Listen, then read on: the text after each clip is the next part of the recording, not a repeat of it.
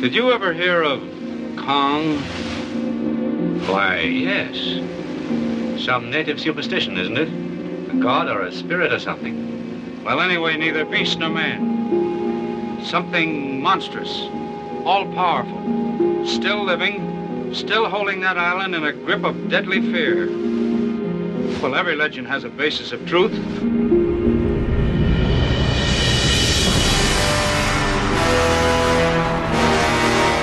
Welcome to Now Playing's King Kong Retrospective Series. I'm offering him adventure, fame, the thrill of a lifetime, and a long sea voyage. Well, I don't see how you can be amused by gorillas. I think they're dull. Well, this one's 60 feet tall. What do you think of him? 60 feet? That's right. This is Kong, the strongest living creature on Earth. Hosted by Stuart. I was just afraid that you might be one of those self-obsessed literary types. The Tweety twerp with his nose in his book. Jakob. I'm on the level. No funny business. Trust me and keep your chin up. And Arnie. Here we are. Just one big happy family. This podcast may contain detailed plot spoilers and mild language. You sure about this? We're primates, too. Listener discretion is advised. It's time to show Kong that man is king. We hope you enjoy the show. Lights, cameras, Kong.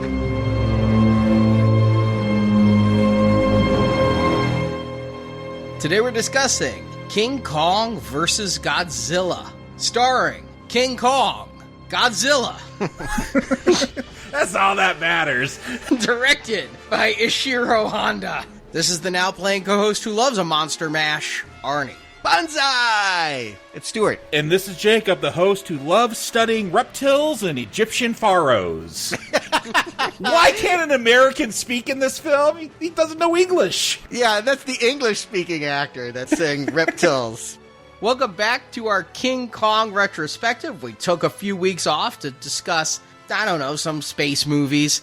But now we are back in Japanese Kong land. This is a very different King Kong than the one we saw last. Yeah, remember when we said, imagine if they used a suit? Oddly enough, King Kong has a history in Japan almost as lengthy as his time in America. It only took the ape 6 months to start working there. When RKO Pictures was trying to launch the original 1933 Kong, they decided the best thing they could do when they screened the movie in Japan is to have a Japanese short ahead of time that had, yes, Kong in it. It was actually called King Kong Made in Japan. It was kind of a Chaplin-esque and very meta take on the character. Wasn't Kiko the Chaplin-esque take on the character in that Son of Kong film? No, this is a silent black and white movie that would have screened right before the RKO Pictures came on. It's got a homeless tramp in love with a woman who's engaged to a rich dude. So already you're thinking Chaplin, right?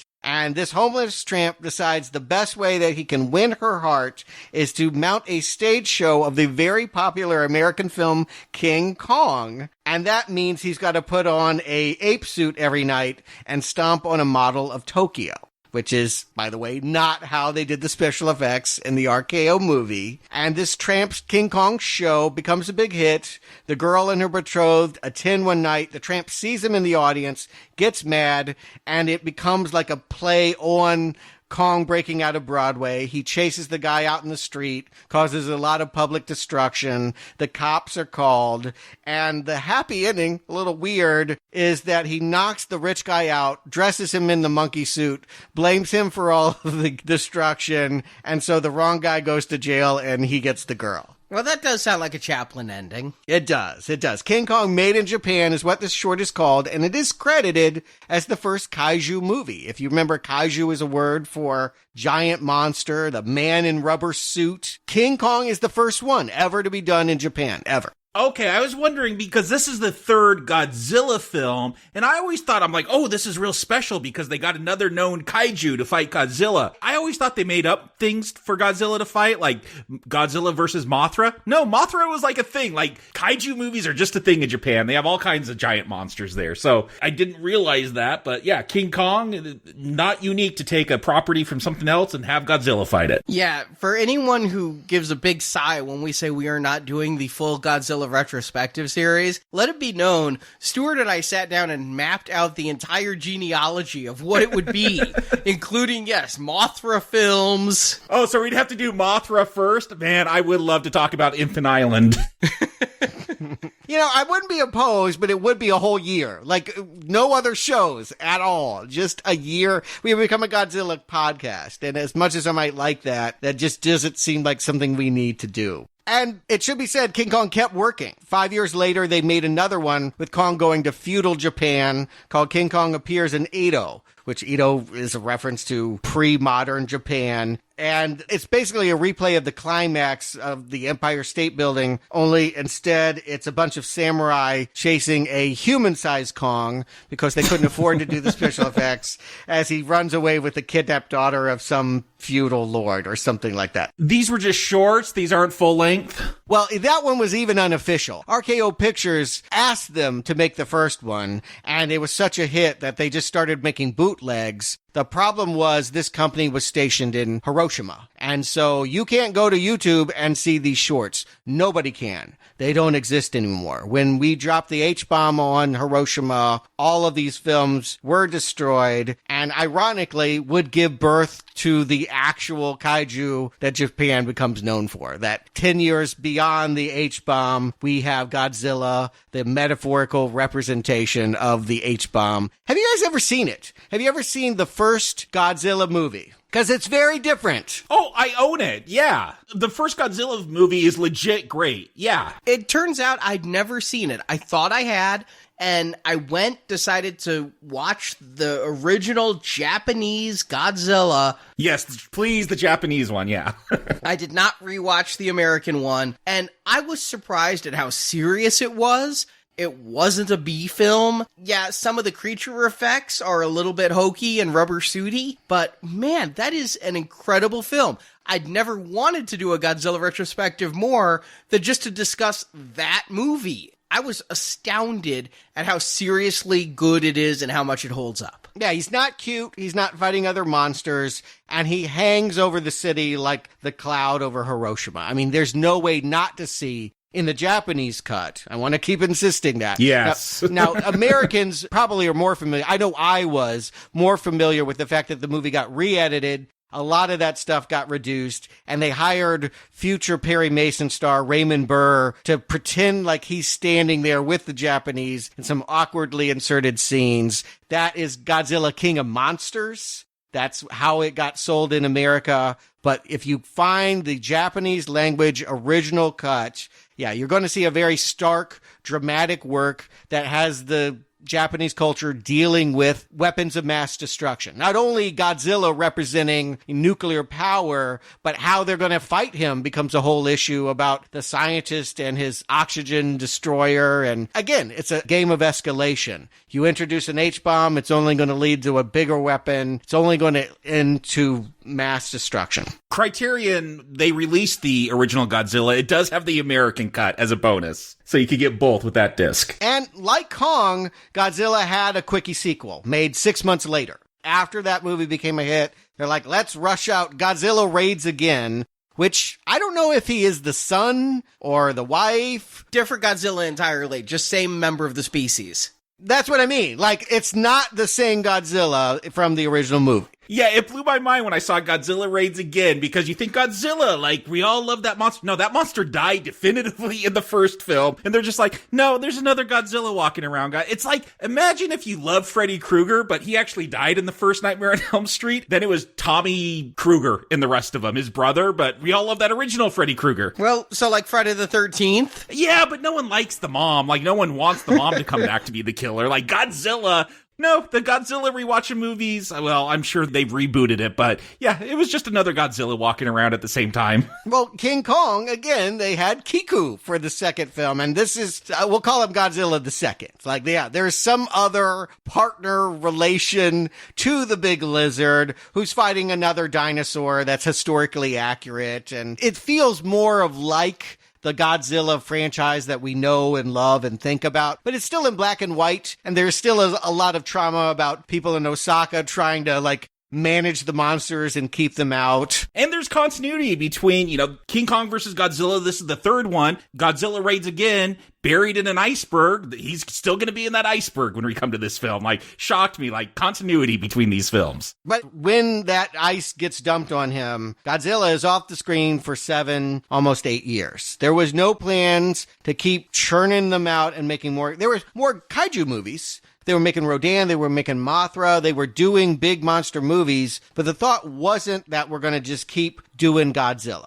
3 things happened to change Tojo Studios' mind. 1, they had a rival studio, Toei Studio, have a very big hit in 1959 with a movie called Monster Gorilla, which is about exactly what you would guess, a giant horned monkey fighting a robotic giant horned monkey, and it proved that audiences liked King Kong. They still remembered that 1933 movie, and it would be a good thing to bring King Kong into the kaiju family.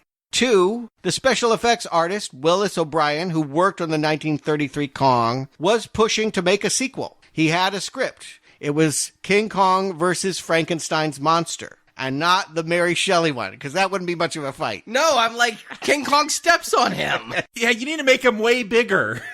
No, the idea was it was the great-great-grandson of the guy that made the guy with the bolts in his neck is now taking rhinos and elephants and all kinds of animals and made this giant monster. Sounds amazing. And so Willis O'Brien had all these ideas about how to make that work, stop motion, was trying to raise money for it in America, and his producer was shopping it around. Toho Studios heard about this and thought, sounds like a good movie. 3, RKO Pictures goes bankrupt, and that means Kong is kind of up for grabs. They owned the character, even though Marion Cooper, the original director, created him.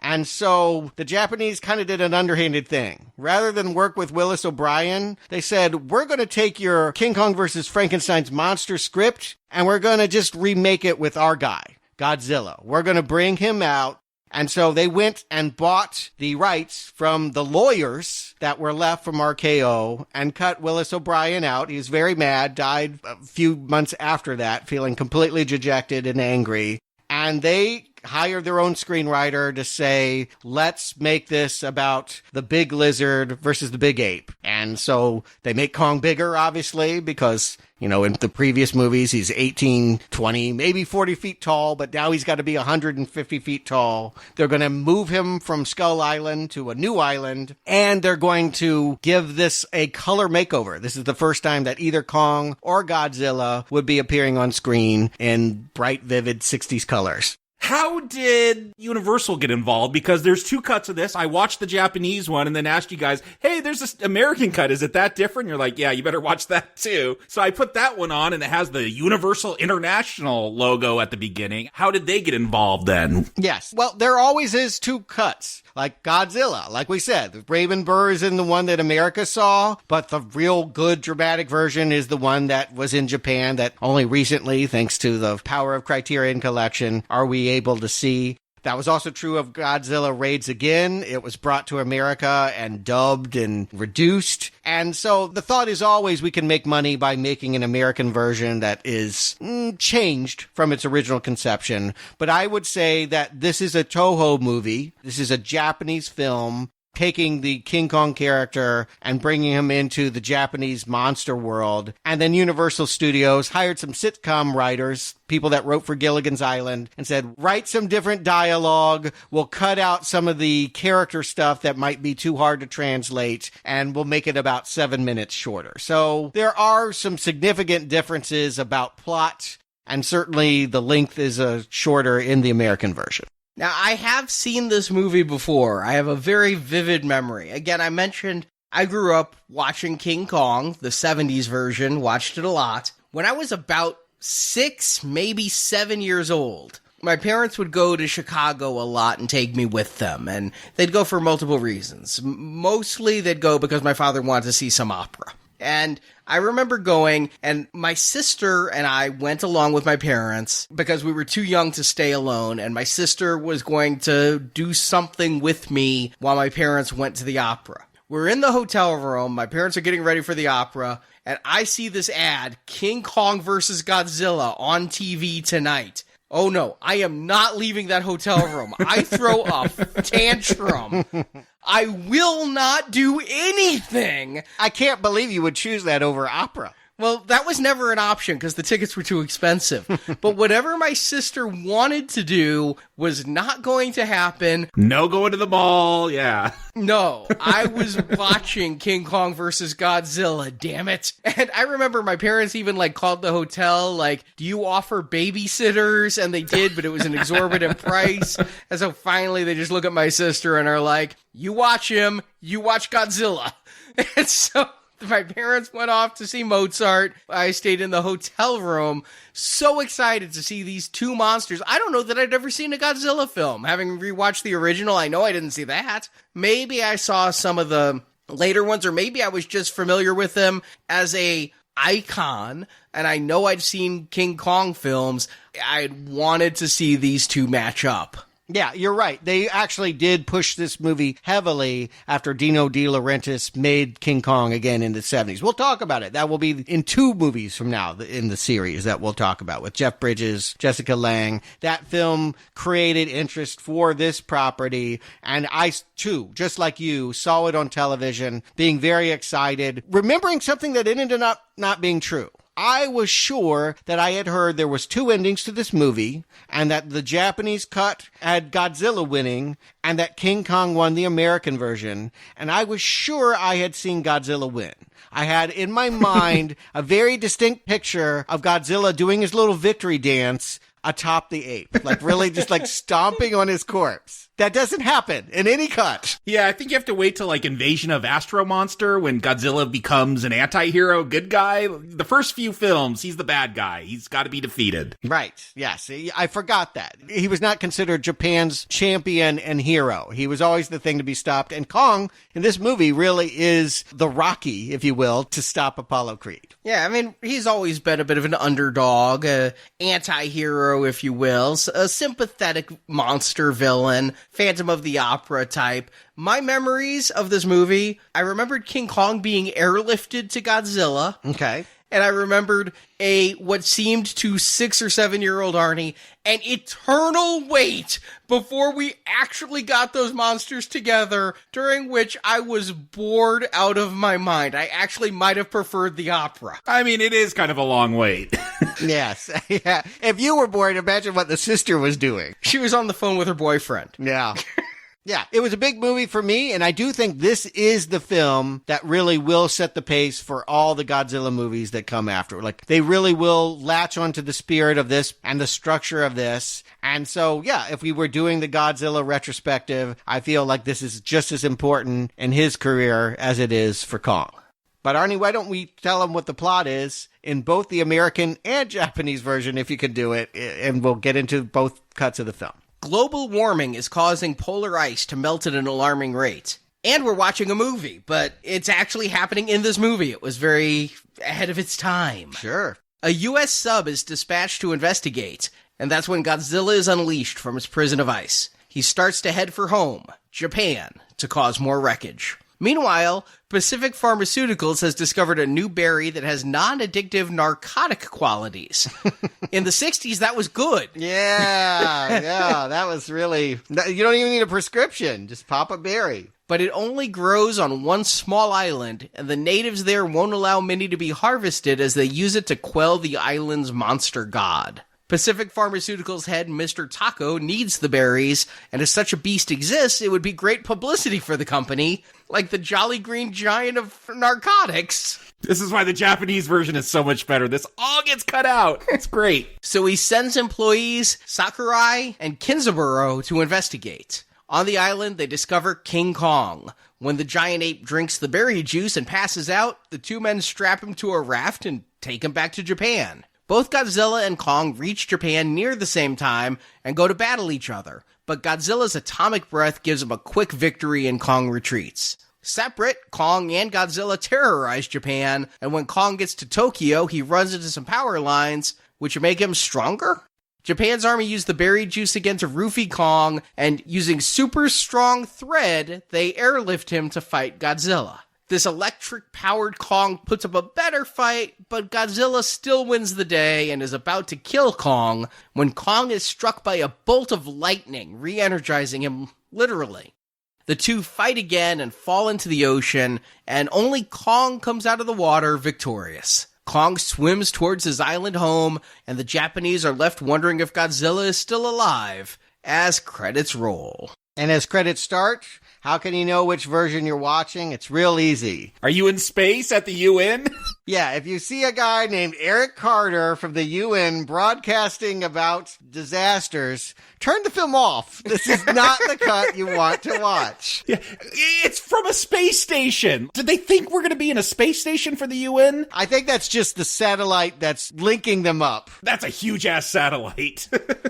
That's how I took it, is he was in a New York news studio and using a satellite to talk to somebody in Buenos Aires who also is apparently in the same room because he's talking across the room to the guy. Yeah, to be specific, it's the United Nations. So it's not necessarily America, but because the building where the UN meets is in New York City, it does end up equivalent that we have this, basically an American narrator, who is going to just blue ball us again and again, cut into the action. Every time you're getting into a scene, it will be stopped. Yeah, you want exposition just told to you over and over and over? Watch the Eric Carter cut. Again, I'm not saying I don't enjoy the American version. I did watch it first before I watched the Japanese cut, and the flow is so much more interrupted when you have to insert Americans. It was true of Raymond Burr in the first Godzilla. It's equally true here. And I watched the Japanese cut first, and when I went back and watched the American one, I don't know, you've seen this before, Stuart, so maybe you already knew, but I loved all the stuff with Pacific Pharmaceuticals. It's kind of absurd, but it's also kind of a throwback to the original King Kong. Instead of a director, you got like the head of advertising for a pharmaceutical company, and they have like their educational show, but it's super boring. So it's like, hey, how about we get a monster for our educational show, and that we'll be able to sell lots of ads for it. All of that gets cut out of the English version, and yeah, I missed it. I liked all that. It just feels satirical and funny, and that goes all away if you watch the American cut. Not counting my barely remembered 1980 watching on a hotel's 12-inch television. I watched the Japanese cut first here and then the American cut, and I did like the Japanese opening where they are spouting exposition about global warming and glaciers melting and all of that.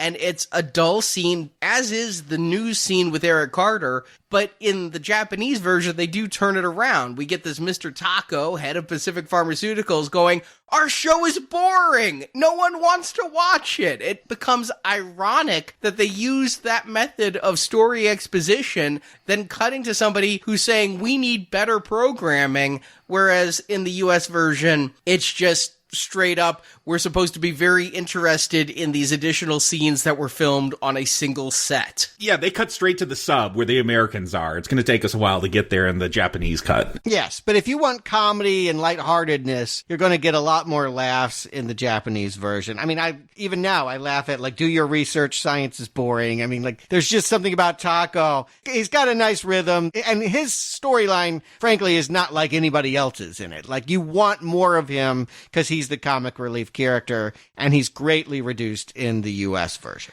Yeah, the characters I care about, I think I showed my hand when I read the cast list.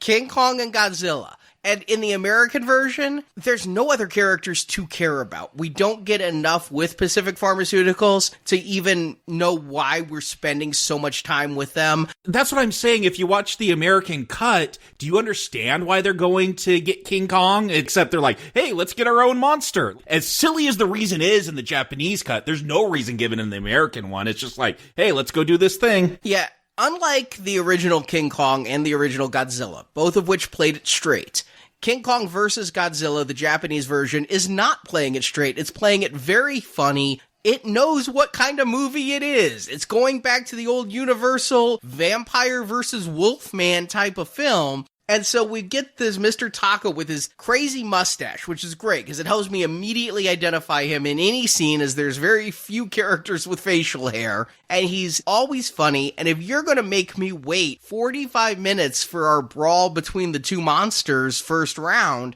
I need to care about people. I need to enjoy watching the people. The Japanese version actually pulled that off against all odds. I went in thinking I wouldn't enjoy it at all from my memory. The Japanese version I did. The US version I didn't find the same enjoyment of, and it is cut faster. Yeah, it's shorter and it's cut faster, and it believes that you want Anglo faces explaining plot details and underlining things that, frankly, they're just cutting out because they're reducing these taco scenes. But what we understand when we see the superior Japanese cut is that, yes, they have something called the Miracle Series, a science show that, however factual it might be, only 5% of the TV audience is watching, and so they need to increase their ratings. Today, that's a huge hit. If NBC could get a 5% share, they'd be getting promoted. Good point, good point. It's a little weird to think about a pharmaceutical company also having its finger in television, but in Japan, that's actually common. If you remember Lost in Translation, like the company that Bill Murray is working for is both a movie studio and making beer, and like that kind of conglomeration with, you know, multiple arms and multiple aims of what they're trying to accomplish. I think that is something that is less weird when you look at Japanese companies.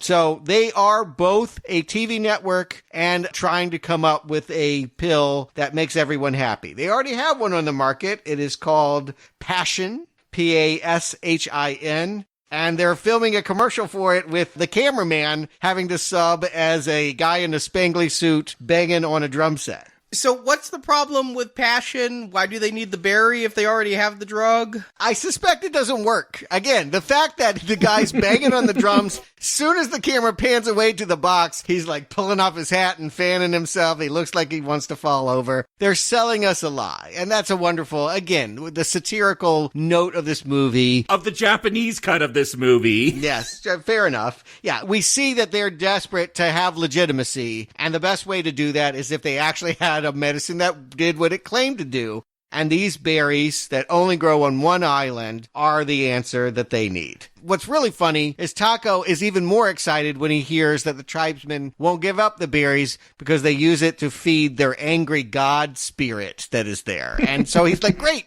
we can improve our ratings by going after this legend as well. And I guess I'm thinking about this far too modern, but I'm like, well, you got the berries. Berries themselves are just a type of seed, right? Can't you just plant them and grow your own? Do you have to harvest the one island? You gotta have the right climate, the right kind of soil. It all depends on the berry. Yeah, but even if they could, and I agree with you, they probably could, the charm is that Taco actually wants the monster, or maybe even more than the berry. And what gets completely lost in the American version is that there is a rival TV network. Taco runs TTV, but there is QTV. And QTV is the one that's following the submarine that's going to end up finding Godzilla. So the rival is essentially hitching their star to the other monster. They need a monster to compete. So in King Kong battling Godzilla, it's also about Taco's network fighting for ratings with QTV.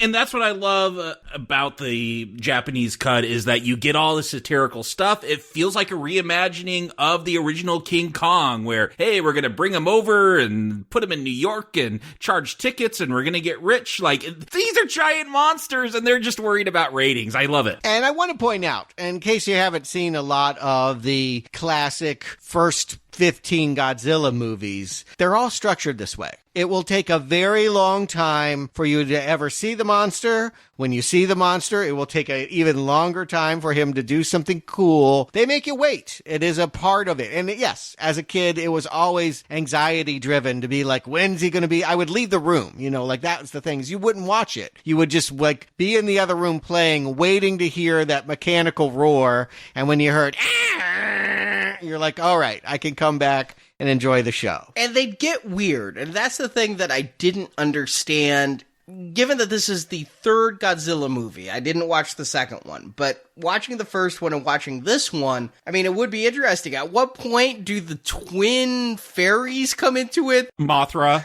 Infant Island. Yeah, it's a whole thing. That's the next film, I believe. And, they bring in other elements, but even when we watched Godzilla Final Wars together, Stuart, preparing for the recent remake of Godzilla, it took way too long to get to the monsters, and the humans just didn't have enough to make me care about them. I think that's a problem Legendary Films is having too. So here, the fact that they've just gone so nuts and have this pharmaceutical company, but the fact that there's two monsters and we're getting both of their kind of origin also helps. I mean, the science guy talked about the global warming. We do have this submarine going to investigate the melting, and they're going to witness the re-release of Godzilla. And again, I think we're to understand that this is being broadcast on a rival network, that some of these people in the sub are journalists, maybe? I don't know. So there are Americans and there are Japanese inside the sub, and I think they just crash. I think they just don't know how to pilot their sub. And because the iceberg that they're approaching is glowing, maybe they get a little mesmerized, moth to flame, but they crash into this iceberg, and that is what really gets the whole thing tumbling down and freeing Godzilla, maybe from where he was last dumped from Godzilla Raids Again with the avalanche, or maybe not really. They're concerned with continuity. I was confused in both cuts why that submarine just ran into the iceberg, but I do love that shot. You get I guess it's the ceiling or something of the submarine and catches on fire, and you just hear the roar, and then you're going to cut to another scene, just that little tease of Godzilla coming back. And I don't think in the American version you understand that Godzilla sets the sub on fire. You could barely hear the roar. It's a different, audio mix or something. I couldn't even tell it was really Godzilla there. Yeah, I think because they were trying to overlay English language voices, you lose the Godzilla roar, and thus you might just think that the sub, it was taking on water, it was on fire. They were having multiple problems in that sub, and you only know that Godzilla is involved at all because there's a rescue chopper coming for them, and they see the lizard's head poking out. Cute shot. Yeah, it was a good one. But the thing I like is we're also going to have kind of a replay of the first Kong movie, because we've got the two pharmaceutical businessmen who have to go with a horrible, horrible guy in brown face. Was he in brown face? I couldn't tell if he was just supposed to be really beaten by the sun and tan from sailing ships, or if he was supposed to be a different race. It's not Skull Island. It should be reminded that it wasn't called Skull Island even in the 1933 movie, but they know that they're changing things by not having it be the exact same place where Kong was from in the original Hollywood film, but they wanted to capture some of that, so they have a big tribal dance, and yes, they only have Japanese actors, and so they feel the need, in order to be authentically native, they do have to use the shoe polish. So we do have Japanese people putting on skin darkening makeup to play tribes. Tribes who are very, very taken by transistor radios. And cigarettes! I want to know where they're picking up the broadcast from, but... Giving the kids, we don't have any candy, we're going to give them cigarettes. I stood up and applauded. That is so outrageous. It's amazing. Yes, I did too, Stuart. I'm like, yes, this is amazing. That is so outrageous. No one would make that joke now. It's too offensive, and here this movie is. And I love they're like, don't let your mom find out. She's right behind the kid, takes one of the cigarettes, and just lights up too.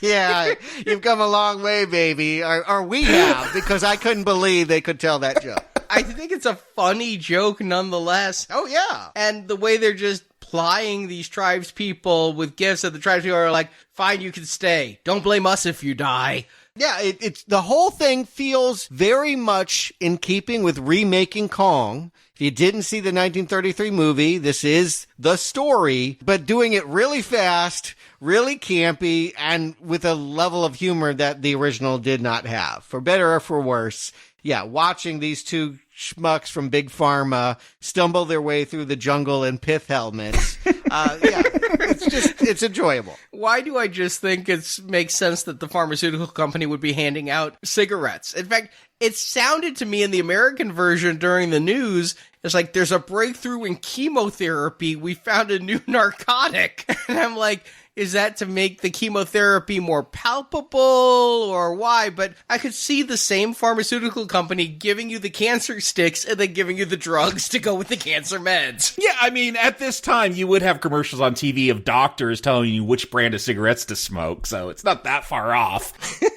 So even though I'm laughing, I hear that we all are, and that feels good, I want to say that one of the things I always liked about Godzilla movies, besides the lightheartedness, was that the monsters were usually pretty scary. Like, I usually got excited when I saw Ghidorah, the three-headed dragon. The first monster here, very convincing, because it is a real octopus that they just film in large. It's totally gross. It is so gross, yeah. This is exactly what you want a Godzilla movie to do when we have these two guys. They run off, they hear thunder and lightning, they're trying to capture the big legendary monster, can't find him. One guy ends up having too many corns on his feet, gets laid up. We need to get you some berry juice. And when the little kid goes to get him a drink, he gets bit by like a rubber lizard or something. It's really bad looking. Were the corns in both versions? I thought the corns were just the American. It is just the Gilligan's Island's writers trying to be funny in the American version. I do believe that the Japanese version is funnier, too. But even when the Americans are trying to be funny, they're not as good. Well, they're Gilligan's Island writers. I mean, it can't be that funny. Yeah, exactly. It's funny because I didn't know they were the writers of Gilligan's Island, but while watching the Japanese one, I did tell Marjorie that the tribespeople looked like Gilligan's Island-level cannibal tribespeople that Gilligan would sometimes run into. If you recall, every so often there'd be some strange voodoo tribe on their island. Yeah, and Universal agrees with you. That's why they hired the writers they did. They said, we know how to make this, and we got the writers for it. Well, we see that the tribe, they have all these vats of berry juice that they're trying to offer, I think, to Kong. Does Kong come? It's not an addictive narcotic, so I don't know. He's not getting high off of it. Maybe he just has trouble sleeping, and so they offer him the berry juice. My take on it was, in order to live side by side with him, they need to keep him medicated. And so if he doesn't get his cup of morning joe, or in this case, soma berries, I think soma is a reference to Brave New World, the response would be that they would be murdered like the tribesmen are in the 1933 Kong movie. So they've made a pact to keep him drugged up, and they spend all of this energy doing these dances to lure him to their vat of red juice, and then he will drink it. The fact that the squid is here just means that they have a problem with big monsters. Like this island, you just need to move. There's just too many goddamn big monsters. I was surprised that they went with this Monster Island concept, you know, the Lost World type thing we saw in King Kong. I thought Kong versus Godzilla, we would have exactly two monsters in it. When the giant octopus shows up, and yes, it is a real octopus, which looked cool in a science film kind of way, but it did not do well. I mean, I'm going to rail on the effects of this movie beginning to end, and the superimposition of the octopus is step one. It's a 1962 B movie. Do you need to rail on it? Yeah, and why do you want it to be good? Why would you want good effects? I think that the stop-motion Kong stuff was better than this, and that was 30 years earlier. That's just not Godzilla, though. Like, this is a Japanese production as far as I'm concerned, and so we got to adapt. We're going to have King Kong in a suit. We're going to have live octopus. Just no more stop-motion. I get what you're saying. I'm just wanting to call out, lest we oversell the coolness of the octopus. No, the octopus is cool. Now, I will grant you, when Kong shows up, oh, shit. We know where the money didn't go. That suit, man. That suit. Godzilla wore it better. That's all I can say. He gets a new suit. Godzilla, they've designed a new suit for him. They wanted him to be less scary. You know, in the first two Godzilla movies, he really is menacing. I mean, he will make your kids cry. Here, he's got that twinkle in his eye. He's more green and he's just more Sesame Street in a way. And so I feel like Godzilla pretty much looks like you remember him. Kong, I ain't never seen an ape with a shape of a head like that. And that's the whole suit. It's just a nightmare. Well, it's just the posture of the person wearing it. It must have just messed with how they had to move around. The arms look too long or something. The shoulders are out of place. Yeah, it's a mess. It is bad. I'm going to go with it. I'm going to roll with the person in the suit. It's the miniature work of the stuff they interact with that I don't necessarily roll with. But I do like some of the facial expressions when, after the octopus, Kong does drink the berry juice and then pass out. There's something funny about that. They do some stop motion work with Kong. Close-ups of the face, I noticed, were not the man in the suit. They would still stop motion it. Correct. Yeah, they did have puppeteers in certain shots. Yeah, they always have little puppets that they bash against each other in Godzilla films, so there's going to be a little bit of that. Yeah, but I'm saying actual stop motion, facial expression stuff, not just later on where they take the toys and bang them together, which I'll get to. Literally, they do that, yes. And again, I think you and I will just never agree with that this aesthetic can be exactly what you want. I would not want them to make this look fantastic. The charm is that it looks like this. So you're really not looking forward to the movie we're building up to this entire retrospective to? Yeah, I was just going to say, we are building up to that movie that Arnie wants, and we'll see how Stuart takes it. I'm not puritanical about how it should be. What I'm saying is they have chosen to tell it in kaiju man in rubber suit fashion. I wouldn't want it to look more than what it's doing. The visual style of this movie, to me, is wonderful. I agree. As silly as Kong looks, I dig the vibe of this film. Again, if you like the work of Michel Gondry or early Tim Burton or Ray Harryhausen, this is in that realm. Like, it is charmingly archaic and clumsy in a way that feels warm and nostalgic, and it does change how you would feel about Godzilla. He is no longer the scary apparition of atomic fear. He is now a children's character. He is Big Bird. I'd like to think that Ray Harryhausen would look at this ape suit and laugh. Well, yeah, again, not all details, but again, even in the parts where they didn't have the money and couldn't pull it off, I'll also just admit, I'm not a King Kong fan. I'm rooting for Godzilla. During all of this, knowing that they're getting together, I want that lizard to melt this cheap-ass rubber ape suit to nothing. He's going to set those chest hairs on fire later. Yeah, he will burn his hair off and what little hair they could put on the suit. But yeah, I have always been and will always be in Camp Godzilla. And so the fact that Kong might be underwhelming probably hurts fans of the 1933 movie. Doesn't bother me. Yeah, and I'm Team Kong all the way. Oh, you are? You want Kong to win. You're rooting for him. Yes. He really likes that 70s film. You were that way even when you were the 10-year-old watching the 12-inch TV. Oh, hell yes. Okay, never. I was never in a Kong. Hey, I think I saw that 70s Kong as soon as it hit TV. I mean, I was early on, and I'd never seen a Godzilla film by that point. So, yes, always Team Kong. Okay.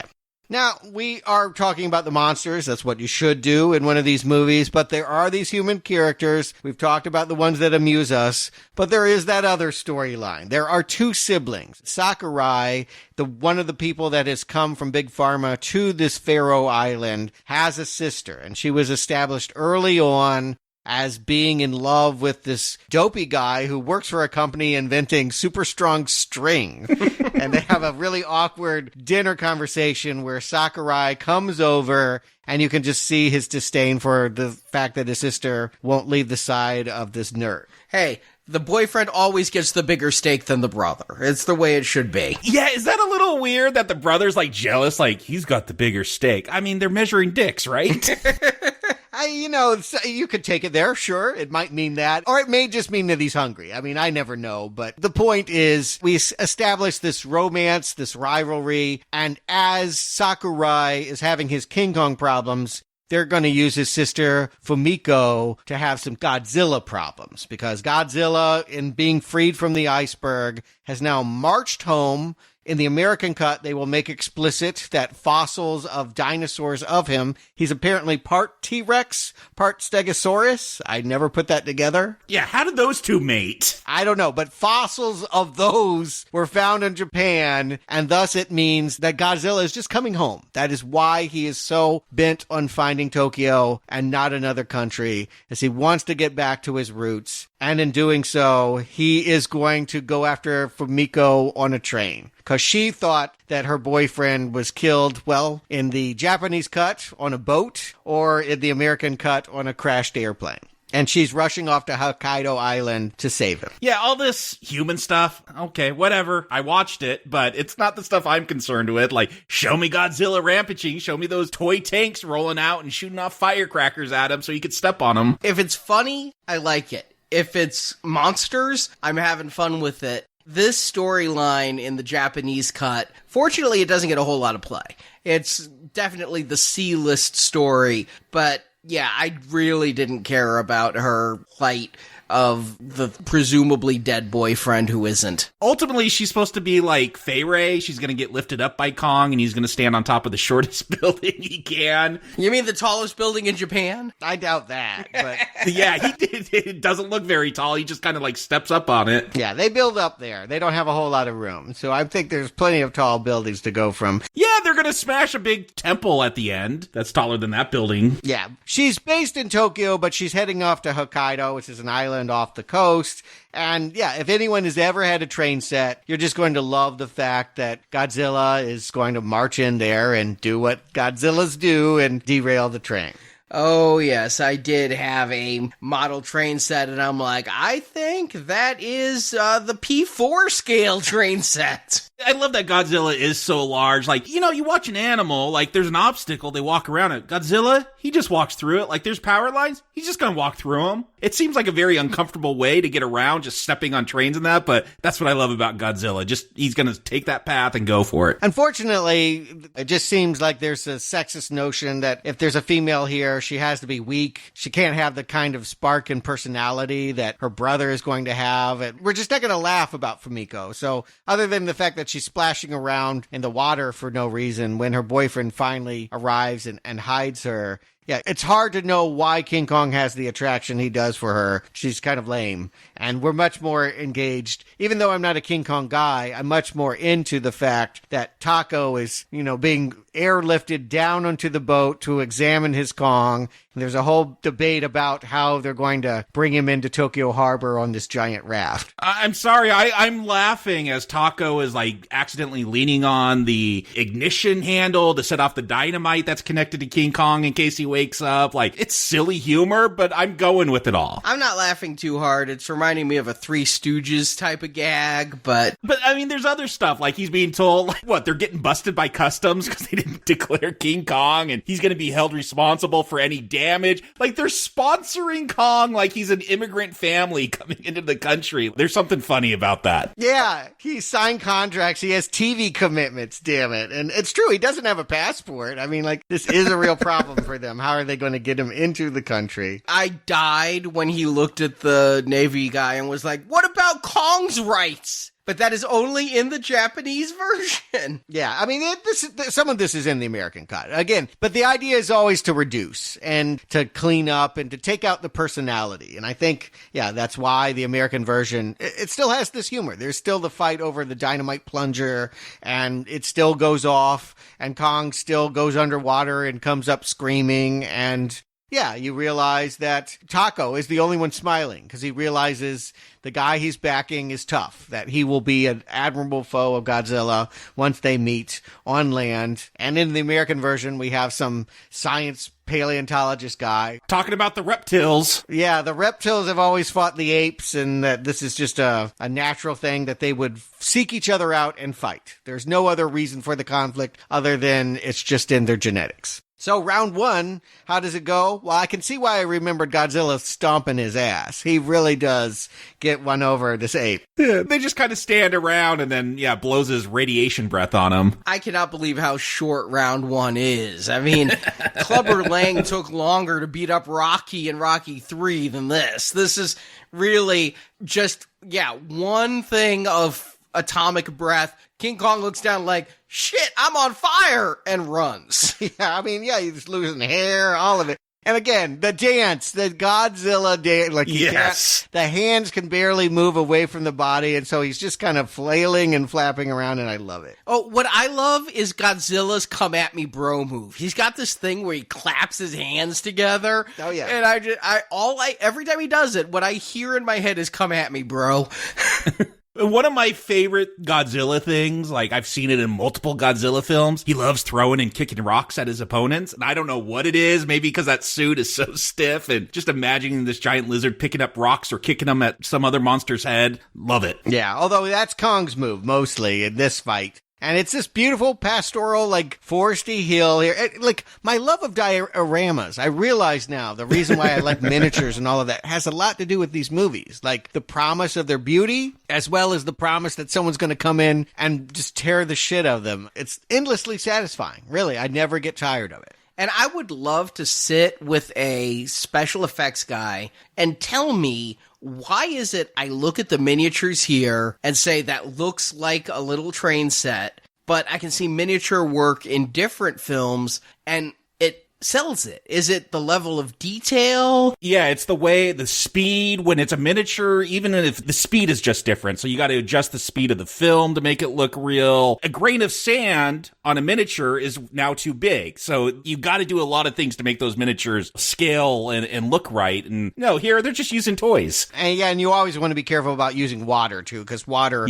will expose the model quality very quickly. Yeah, anytime the tanks or the buildings or anything here, I never bought it. And I couldn't tell if it was camera angle stuff, detail stuff. I don't buy it, Arnie, but I love it. I love it when I see, oh, here's some toy tanks. Like, I know they're toy tanks, and that is the charm of a Godzilla film. I smile at it. But one of the big differences I noticed, unless I missed it in the Japanese cut, they're going to deal with Godzilla by trying to shoot him with 1,000,000 volts of electricity. And in the American cut, there's talk about, we might have to drop an atomic bomb on him. That might be in the Japanese cut. I might have missed those lines. It was. Okay. It seems much more prominent in the American cut that they just want to deal with this thing by dropping a bomb on it. Okay, so see, this is the leftover from Willis O'Brien's script. If we were dealing with Frankenstein's monster, then of course, if the monster gets hit by electricity, that's going to empower him.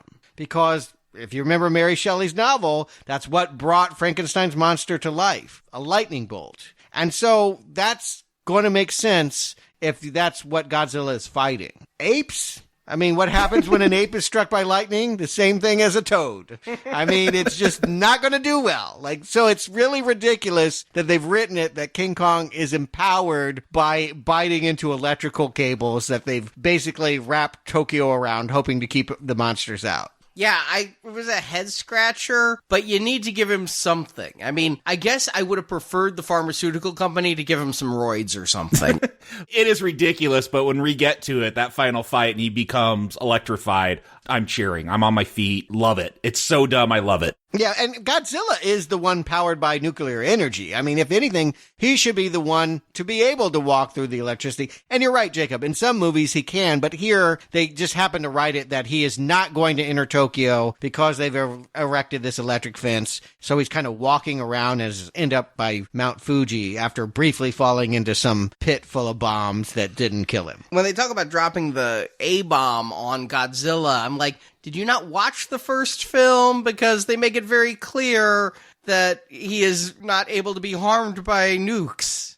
And this is where we really get into the direct remake of 1933 King Kong Fei Rei. Fumiko is in Tokyo after having her Hokkaido incident. She's gone back and she's reluctant too. I mean, I can't blame her. Why keep evacuating if everywhere I go, one of these damn monsters is? I might as well just stay here in my home. But they push her onto a train, and then Kong comes in, and in some really bad scaling, he's holding a train set in one hand and a Barbie doll in the other. Like, she's literally as big as the train. Again, loving all of these choices, as bad as they are. And what are we going to do now that Kong has climbed up on top of a, 30-story building? It's like a platform. Yeah, it is. It's so unimpressive. Yeah. What I love is the fact that, of course, the military wants to blast him, but Sakurai is like, no, give me my drum set.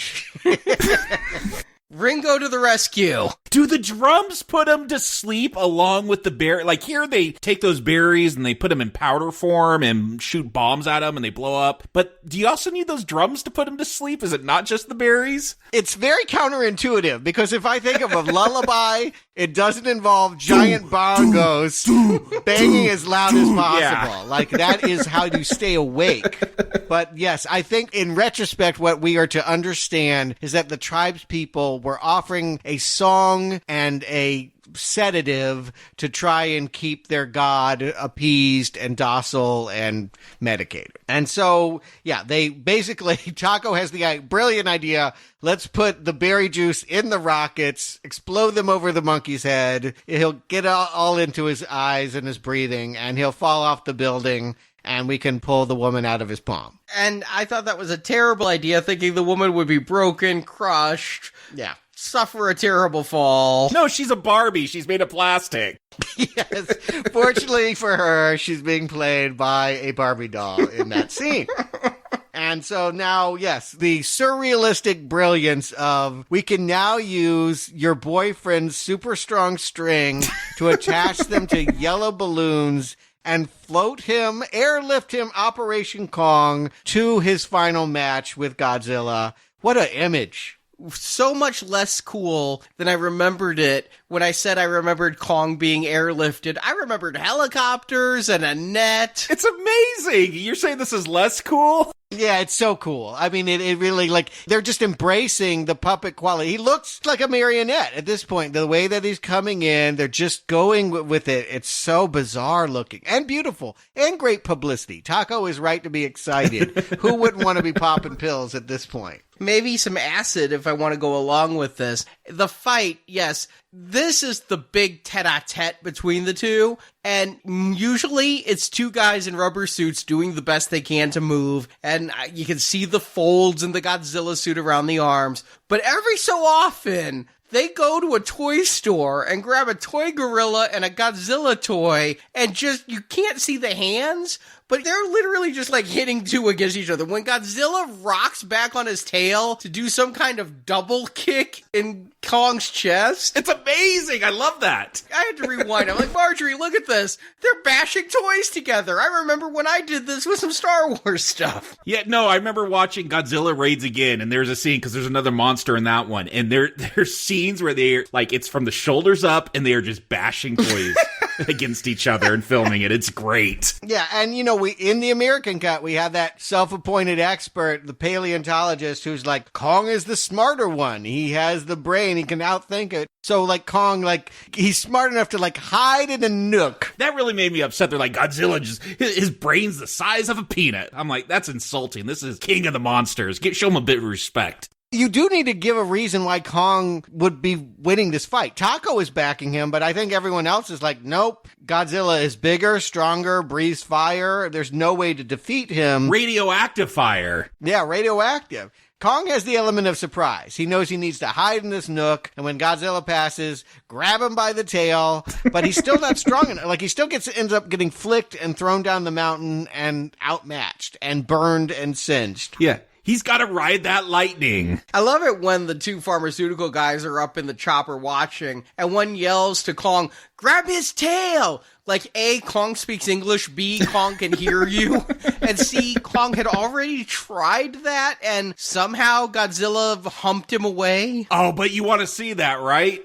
Not to mention, they want both of them to die. It's not like there's really one to be the victor. The idea, their only plan at this point is, if not atom bomb, then they must both kill each other in this grudge match. You could probably nuke King Kong to death, but Godzilla was born of the atom. Well, you could just put him back to sleep and send him home. Yeah, that too. They've successfully roofied Kong twice. I prefer Godzilla's method of just, like, burying him like my dog does her poop. Like, he, like, gets him down in the rocks, and then it's just, like, flicking more rocks atop him to just cover him up.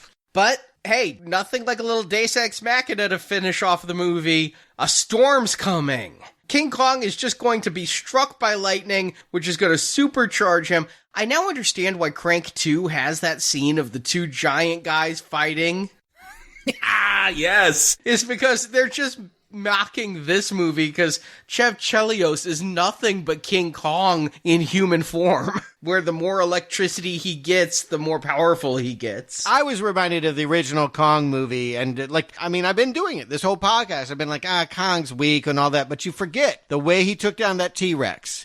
This scene reminds you of like, oh, that's right. Once he gets you down, Godzilla, he's really going to wail on you. Yeah, I love it when he gets hit by that lightning. You get those animated electrical marks all over him. He's throwing punches. Again, it's so stupid. It's brilliant. That's what I love about these kind of B movies where, I don't know, it's almost all id. It's just like, hey, what kind of crazy stuff can we throw up there to make the kids come into the theater and see this? So yeah, as the two are fighting and they approach that giant temple, I'm like, hell yeah, that temple is going down. Let's punch that thing. This is why I watch Godzilla films. And yeah, they're fighting like I remember fighting in second grade. What you do, you take off your shoes, you're in your socks, you get that static cling going, you can go around and shock people. That's Kong's move now. He's like, zap ya, I gotcha. Is that how you fought in elementary school?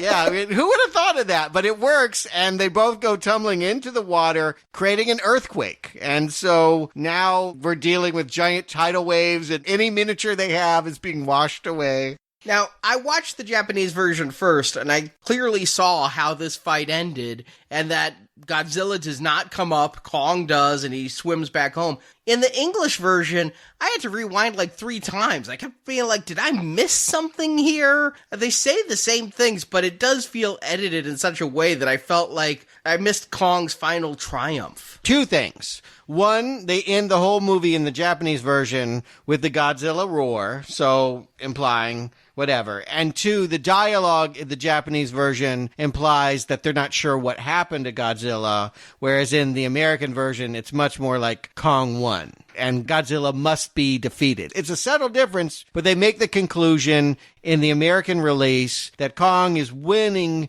and thus walking home in victory. Swimming home. Yeah, waiting. Or you could almost make the conclusion in the Japanese version that he's crawling away in defeat with his tail between his legs. While Godzilla is not shown at the end, you could say that, I mean, he did. He gave Kong a real ass kicking. And so it's inconclusive. Yeah, the American version, you got Eric Carter, like, proudly pronouncing Kong the victor. It's much more definitive. There is some fear in the Japanese cut because they're like, where's Godzilla? Is he defeated? We don't know. He may come back. And he will for many, many, many more movies. All right, well, who won? Kong, Godzilla, or the viewer? Jakob, Stuart, do you recommend King Kong versus Godzilla? Jakob. I'm going to give it to the Japanese. I think they won. They have the better cut of the film. It's satirical. It's funnier. The fighting stuff's more or less the same as the American version. But yeah, I like this film. It is not a deep film. It is not serious art, but it is entertaining. It is campy. It is legit funny at times. And yeah, if you like dudes in rubber monster suits fighting, this is a movie that does that and does it entertaining. Even though it takes a while to get to that big face-off that you want, there's enough before you get there. At least for me, there was. Again, I thought this was a pretty funny film with Taco and the pharmaceutical company. And it's a shame in the American cut that gets scaled way back because it just misses something because of that. I mean, I could totally recommend the Japanese cut. If all you can do is get your hands on the American one, then yeah, watch that too. But I'm going to give this a green arrow, either cut, because I want people to watch this film. It is fun. It's entertaining. Hearty recommend for King Kong versus Godzilla. Stuart. Yep, exactly the beatdown I wanted, the one that I remembered, and yeah, enlivened with goofy humor that still plays as an adult. I still find that I enjoy the jokes that are going on more in the Japanese cut. I'm definitely going to side with you on that one. And yeah, the theatricality puts WWF to shame. It really showcases why Godzilla was able to go beyond the somber first films and have a long movie career. Like, I mean, he could have just stopped with the 50s and been remembered as that metaphor for Hiroshima, but he has 32 other films in his repertoire because he came and had this fisticuffs with King Kong. I mean, sometimes it takes the third movie to really set the tone. We've seen that with Goldfinger or Nightmare on Elm Street 3 Dream Warriors. I think it's equally true here. It's the third film for Kong. It's the third film for Godzilla. do think that Godzilla comes away looking better, both as a suit and in most of the fighting. As a fan, I think you're going to enjoy Godzilla more than if you're a King Kong fan here. But yeah, I definitely wish we were doing the Godzilla retrospective instead of the Gong one. I would much more want to watch him face off with Mothra than to where Kong is going to go, which in my memory, and I hope I'm wrong, a lot of the installments between now and Skull Island are not very good. But, for this matchup, it's exactly what I wanted. I laughed, I cheered, I had a really good time. A strong recommend. Yeah, you say you wish you were doing the Godzilla films until you realize there's 32 more to go after this one. And they're as amazing as this one is. Yeah, I think I would have more recommends, honestly. But for me, the American version, I'll give a weak recommend to. I'm really on the fence on the American version, and I'm surprised that it is so different, but it's just so clumsy and things. But yeah, the American version worked, but here's why the Japanese version worked so much better. Is because, I mocked the miniature work in here, and when I dare not even call them puppets. They are like little statuettes or plastic toys that bang against each other. There's 0 points of articulation there. I like the stop motion work, but the miniatures, the rubber suits, the hair suit, my God, when King Kong gets wet, it's really a sight to behold, and not in a good way. Oh, yeah. And that would be a real problem for me in a movie that was trying to take it serious. If these effects were in the 50s Godzilla film, and some of them kind of are, but not as bad, and they don't have the bad Kong suit. But if this movie were playing it serious, and the US version plays it more serious, it becomes a problem, because I'm laughing and smirking during the fights. I'm enjoying them, but I'm enjoying them in a comedic way. But when I watch the Japanese version, the whole thing is set up for laughs. The Mr. Taco pharmaceutical company, I need higher ratings. I'm tired of hearing about Godzilla, who's coming to destroy my town, but I'm tired of hearing about him on the television. We need to get my monster on the television. When the entire thing is campy and funny, then it meshes, and it just becomes a good time. So it's a really solid recommend for the Japanese version. I had so much more fun than I thought I would, and I'm shocked because I thought I remembered other films where, like, during their big monster mashups with Mothra and Godzilla and Ghidorah, I thought I remembered Kong and Son of Kong hanging out with them. But no, that didn't happen, did it? That's like a Mandela effect? Well, here's the thing. They bought the rights for only 5 years. They had a limited time to get Kong into future movies. This is, I believe, of the original run, what they call the Showa years of Godzilla, the highest grosser. It's the one that made the biggest impact. It was huge, and they wanted to keep Kong around. They had a plan for a Part 2 rematch. They were going for it. I even read the story. Here's what it was going to be. Kong moved to Africa and was hanging out in the Dark Continent when a commercial airline from Japan crashes. He didn't cause it, but everyone dies on board except a baby. And he befriends this baby and starts to raise a human baby as his own. Already greenlighting it. The Japanese come to, pick up the bodies, see what happened, get the black box. They see this giant gorilla playing with a Japanese baby. They want to reclaim it. I guess Kong fights a giant scorpion, and while he's doing that, they take the baby back. Kong gets very mad, stomps and chases them back to Japan to get his baby back. And Tokyo's plan is, the only way to stop this, not kick the baby out.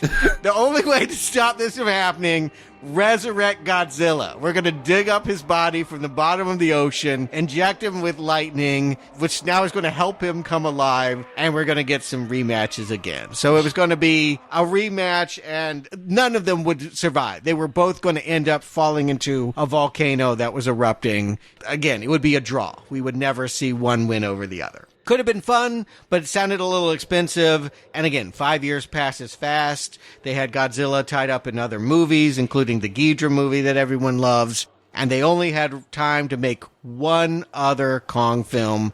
We're going to review that next week. King Kong Escapes. And he did. He will escape Japan after that film. But no Godzilla. So thank you for scaling this temple with us. And if you want more monster action, this Friday, the final review in our Gold Grudge retrospective series comes out. Yes, East meets West again with the American version of the J-horror classic Grudge, now in theaters, already out, and we have reviewed it and we'll be releasing the show this Friday. You can support our show, donation of $25 or more. You get every Grudge review. Plus, for Silver Level, you'll get all of those shows. There were 5. There was 2 shows in one, really. All 3 I Am Legends. Yes, there was 3, more than the Will Smith one. Charlton Heston may have had the best, finest moment, arguable. And then the 2 Zombieland movies. It was a Zombie Apocalypse 5-fer. And yes, if you go platinum, you'll be adding some more East-West dynamics with Jackie Chan, Chris Tucker, Rush Hour. That'll get started in just a couple weeks. Same time as Bad Boys for Life. So, a great time for some buddy cop films. Is it? I hope. Yeah. Question mark. So, thank you for listening. Thank you for your support of our show. This has been Now Playing, the 8th wonder of the world.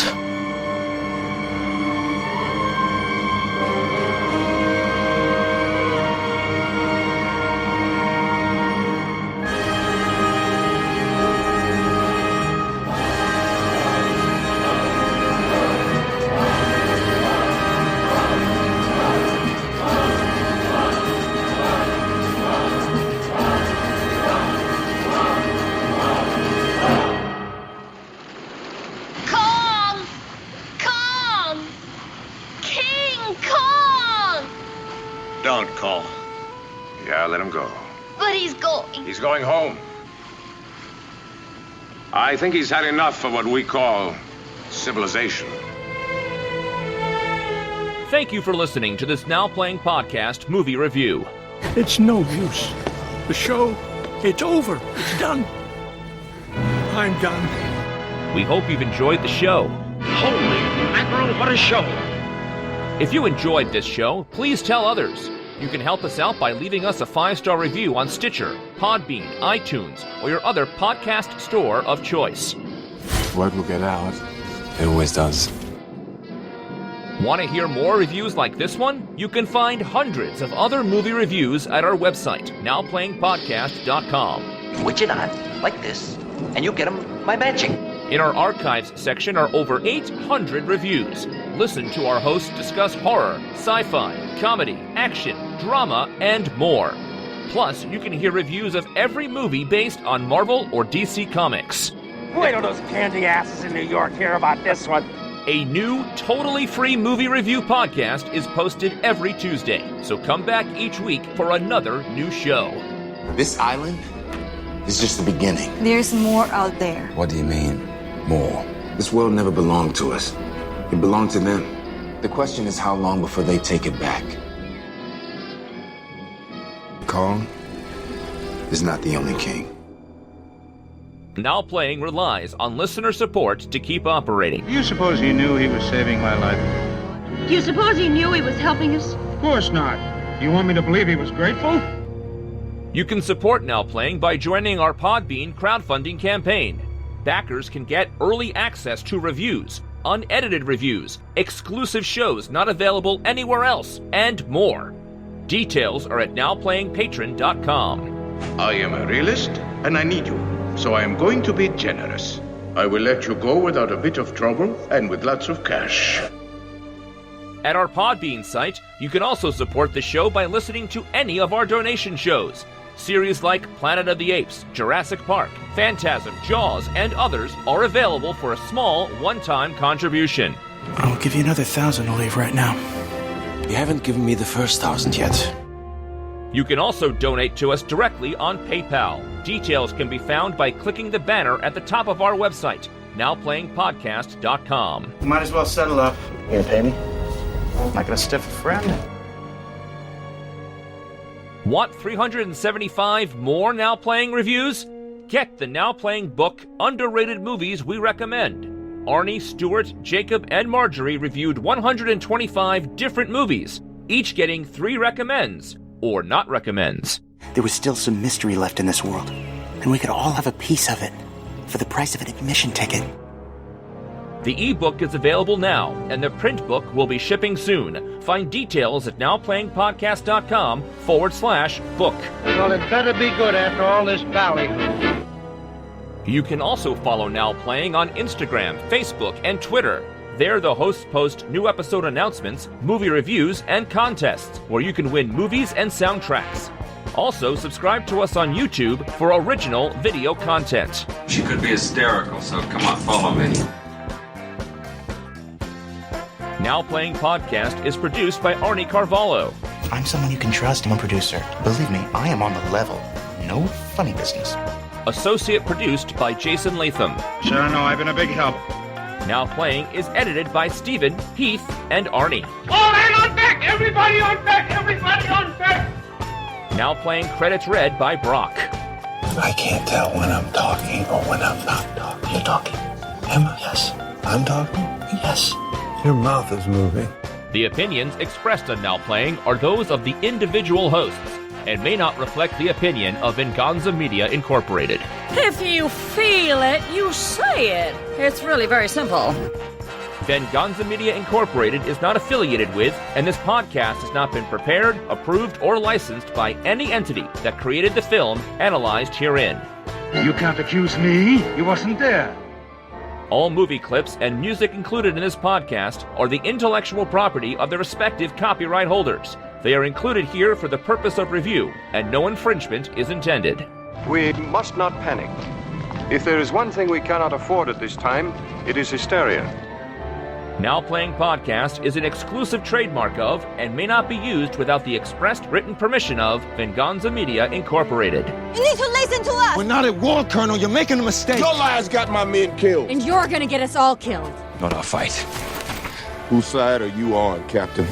Now Playing is a Venganza Media production, copyright 2020, and no part of this show may be reproduced, repurposed, or redistributed without the written permission of Venganza Media Incorporated. All rights reserved. Why'd he do that? Climb up there and get himself cornered. The ape must have known what was coming. What does it matter? Airplanes got him. It wasn't the airplanes.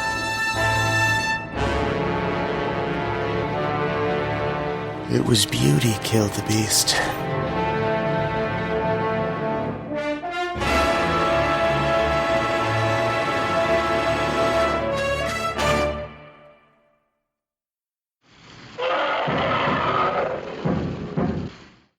If you were bored, imagine what the sister was doing. She was on the phone with her boyfriend. Yeah. Hope not the hotel's phone. That's an expensive call. Oh, yes. It was like a scene out of European Vacation when we checked out. Yeah, I guess it was, the 80s, so there were no cell phones unless you were Zach Morris. Yeah, I mean, I'm talking 1980, 1981 here. They already have one on the market. It is called Passion, Pashin. When you started to spell passion, I thought you were going to go into that 1990, New Jack Swing song. I would never sing that song. You like that song. I couldn't believe it. You're like, passion, Pashion. I'm like, what the hell are you doing? Okay. I prefer Godzilla's method of just burying him like my dog does her poop. He gets him down in the rocks and then it's just flicking more rocks atop him to just cover him up. Your dog buries its poop? Can it teach my dog that trick so I don't step in it? Oh, all dogs do that. You know how they use the hind legs to just kick the grass back and leave patches in your lawn. Oh, yeah, that. Okay.